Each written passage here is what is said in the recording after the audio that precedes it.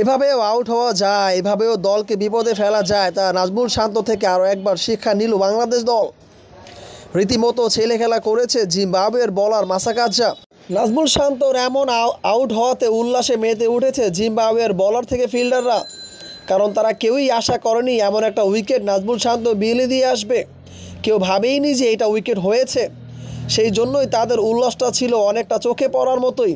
তবে নাজমুল শান্তর এমন আউটটা সত্যি বিব্রতকর, বাংলাদেশ দলকে অনেকটা ব্যাকফুটে ঠেলে দিয়েছে দিন শেষে।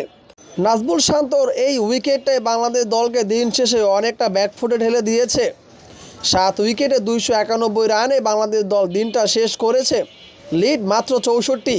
দেখার বিষয় বাংলাদেশ দল আগামীকাল কেমন পারফর্ম করে। চট্টগ্রাম টেস্টটাও কি বাংলাদেশ দল হারতে যাচ্ছে?